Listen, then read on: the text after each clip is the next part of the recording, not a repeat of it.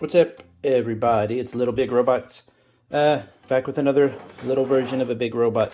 This time I'm looking at another Battlogue kit. I'm almost done. I think I have 2 more left to go.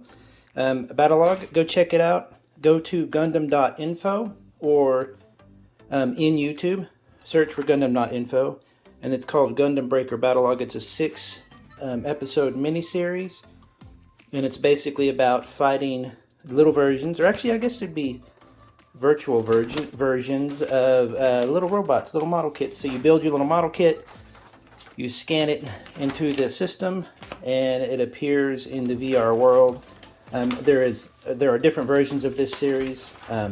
My favorite being Build Fighters, but they all have the same concept. You build little robots, you fight them in a world, and either the real model gets hurt or a virtual version.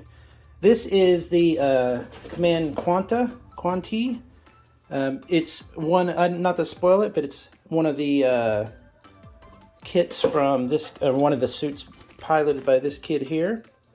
So it'll give you a little bit of a backstory there on the instructions. As usual, you get a few little stickers, not a lot. This is actually pretty tame compared to some I've seen. I don't mind stickers. I still really enjoy stickers. When you're just doing a straight build, it really can give you a nice little effect if you're just kind of having fun, or if you're a new builder, you don't want to do all the customization. The stickers are just fine. These are tastefully done. As you can see, you have some leftover parts. So I'm getting so used to 30 minutes missions now, though. It's funny to see leftover parts on sprues, because I'm like, just use up the whole part. But you know, it's using parts probably from older kit. There's a head there. There's a whatchamacallit, you know, so you've got some leftovers. They basically kind of recycle the sprues. But they do have some nice, neat little, I've never seen this thingy before. This is really cool. It's an interesting kit as you're building it. And side note, when I build these for review anymore, I'm building them very quickly so I can get them done and get the reviews done. And even with that, I'm kind of behind schedule. I'm trying to keep a month of videos up all the time. 4 videos a week, it's quite a few. I'm doing all right, but it's something probably will break eventually. I'll have to stop doing so many. So if you see nub marks and stuff, that's because I'm not really cleaning it up. I'm literally just snapping it out, cutting it off with a sprue, assembling it, and throwing it together to kind of show, you know, oh, there you go, that arm fell off for it. To kind of show you will have some nub marks left, but if you look at, oh, sorry, I had to pick up the arm. If you look at the kit overall, there's really not a ton of really obvious horrible nub marks. Modern kits now, just the quality is so good. It's ridiculous. I don't know why this arm continues to fall off. I think this is just weighing it down. I'll go over that in just a second. Let me put the arm back on. It's actually a pretty sturdy kit. That's not happening all the time, but with that shield thing on there, there's quite a bit of weight on there. In fact, let me take this gun off. I'm not a big gun person. But anyway, it's a cool looking kit. It's really interesting. If you look at the kind of the shape of the legs here and some of the other cuts, you know, the kind of the angles that they're cut on, it's really almost, some parts it looks almost like a radar deflecting kind. You know how they'll make angular parts on tanks or ships or planes, I should say, to kind of deflect. It kind of reminds me of that. But then you've got very, very flat, you know, bulky. The shoulders, the legs are these extremely bulky kind of, chunky legs. So it's an interesting mix. The colors are pretty bland, if you ask me, but I also think it serves the purpose of the kit. Purpose of the kit being, to be very militaristic looking. The backpack is pretty interesting too, and as with the rest of this line, what they're really trying to do is get you to swap the parts, just I'll show you here. As I said before, the examples I always give are pretty incredibly bad. See how none of the colors match, but you can easily grab parts like that. And I've done it. I've built a few little monster kits like that, and they look okay.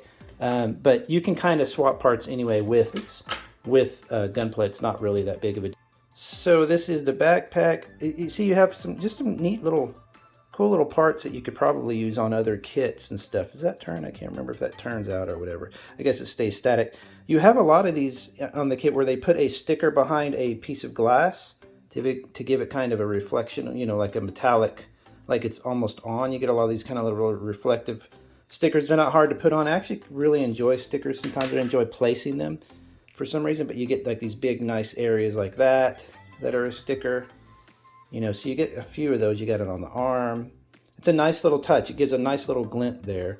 So the design overall is not really amazing. It's as posable as you'd think it would be, being that it's a you know, HG kit. You can do whatever you want, however you want. You can put, you know, standard kits now are just ridiculous. I say this every time. Like, you can put them in a reclining position. He's just like chilling out on the beach somewhere. They don't really let them get out of the factory that much anymore. If they have, they don't have the ability to really kind of hold a pose. This is an interesting thing here.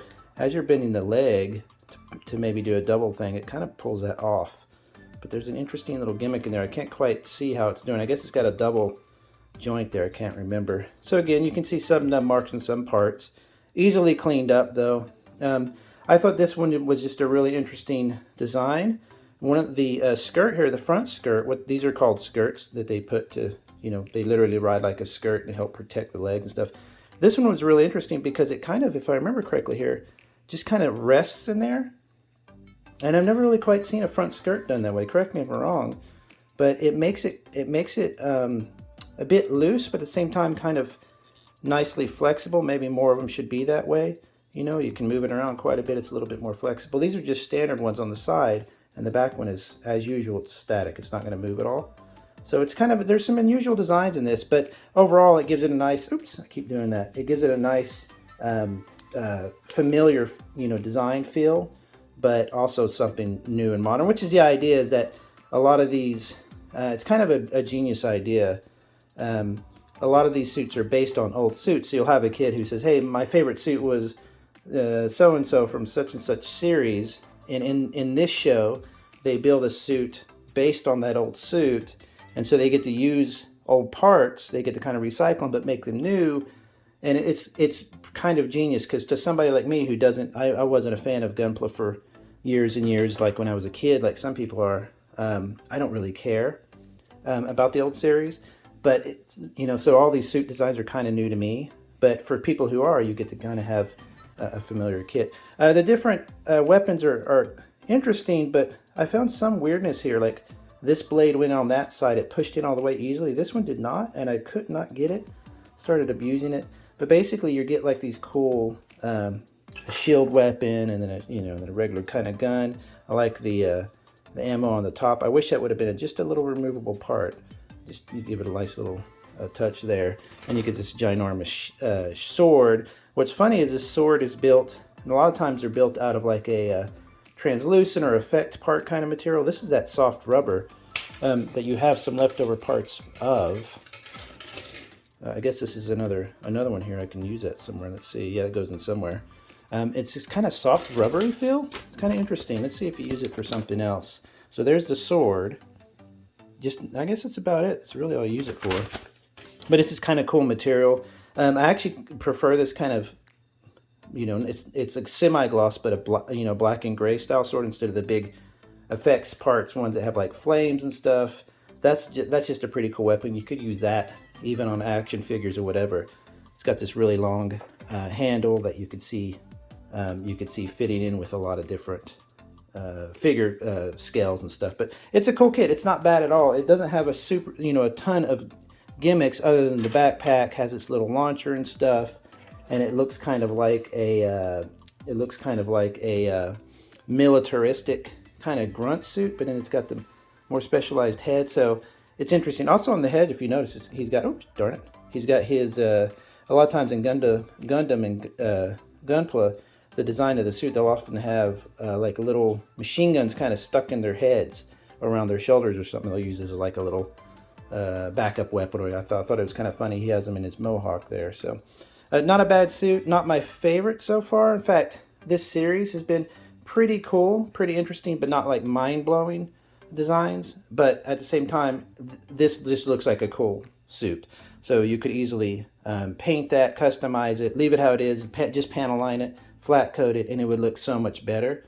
There's a lot of little details in there that need to be brought out. So not a bad suit, not bad at all. Command Qant, I guess it's called. Go pick it up if you want. They go for around 25 bucks typically. You're gonna maybe go up a few bucks or down a few bucks depending on shipping and stuff. I like it. It's going on the shelf. Have a good one, everybody. Bye-bye.